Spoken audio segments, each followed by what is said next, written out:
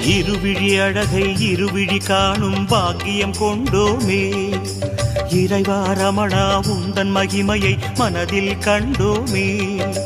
திருமுகம் மலரும் சன்னதி வாசல் பரவசம் கொண்டோமே.